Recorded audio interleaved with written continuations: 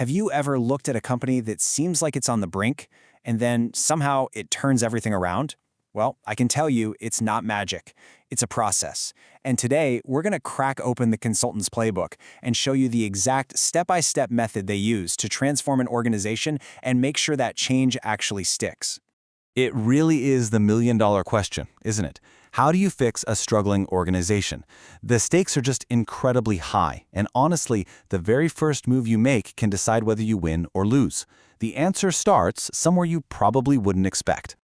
You know, every great turnaround story, every single successful transformation, it doesn't kick off with some 100-page strategy document. Nope. It all begins with one single, absolutely critical moment: the first handshake. Now, in the consulting world, they have a fancy term for this, the customer system entrance. But let's just forget the jargon for a minute. This isn't just some friendly chat over coffee. It is the formal, crucial first step. The best way to think about it, it's like a doctor's first diagnostic visit. The goal isn't to write a prescription right away, but to build trust, to really understand the symptoms, and to lay the foundation for the entire relationship. So what's the mission during this first visit? Well, it's really a four-part job. First, you've got to deeply understand the organization. And I'm not just talking about the org chart. I mean, the culture, the politics, the stuff nobody talks about. Second, you have to get crystal clear on expectations for both sides. Third, it's all about building credibility and trust. And finally, you have to ask that tough question: is this organization really ready for the kind of deep change it says it wants? Okay, so how do you actually pull this off? How do you nail that critical first step?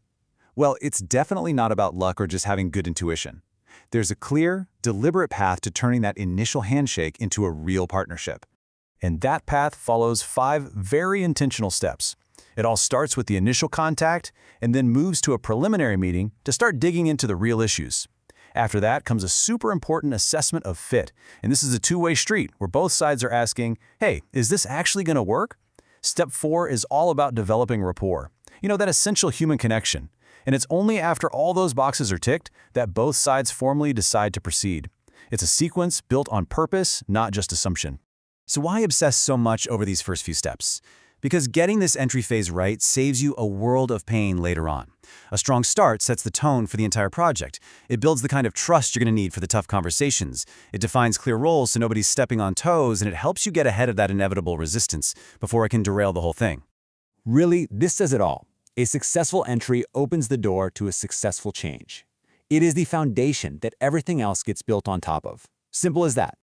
All right, so the door is open. Trust is starting to build. Now what? Well, now you need the blueprint. This is where you actually architect the formal agreement for success.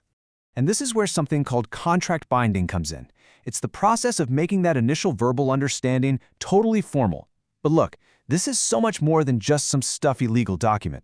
Think of it as a shared roadmap. It clarifies the scope of work, who's doing what, the timelines. Basically, it spells out all the rules of engagement for the partnership.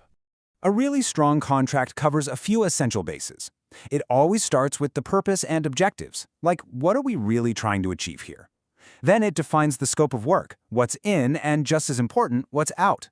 It clarifies roles, timelines, and resources. And crucially, it sets up the evaluation criteria. How will we actually know if we succeeded? Every single piece is a pillar that holds the whole project up. At the end of the day, a clear contract is a relationship tool. It prevents all those classic, painful misunderstandings, it strengthens trust by making everything transparent, and it makes sure that everyone is held accountable to the same plan that you all agreed on. Right. But what happens when that perfectly crafted plan smacks right into reality? Because, let's be honest, it always does. This next part is all about learning how to navigate that inevitable detour.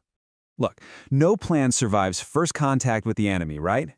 As a project gets going, you might uncover deeper, more urgent problems you never knew existed.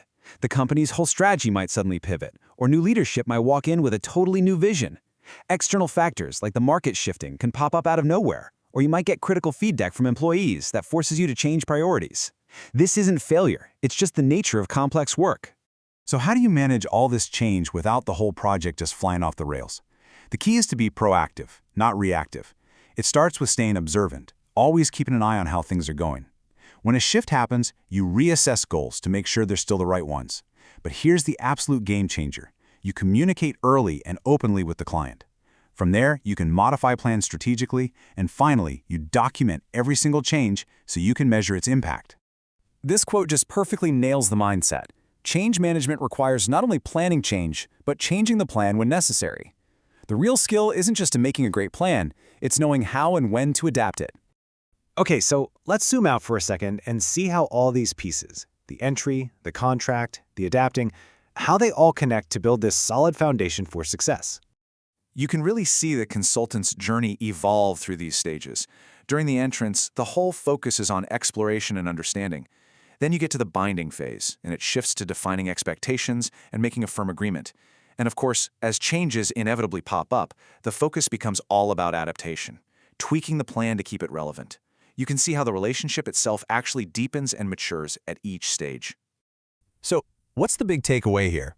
A successful transformation isn't about having one single brilliant idea.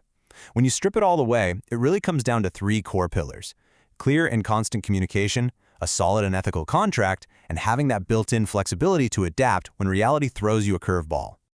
Let's leave you with this final thought, because it's a really powerful one.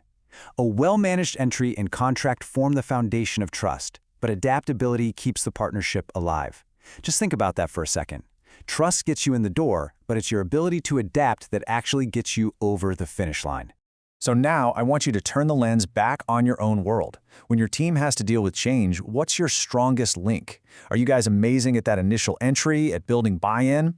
Is your real strength in creating those crystal clear agreements? Or maybe your superpower is your ability to just adapt on the fly? And here's the more important question: which link is your weakest?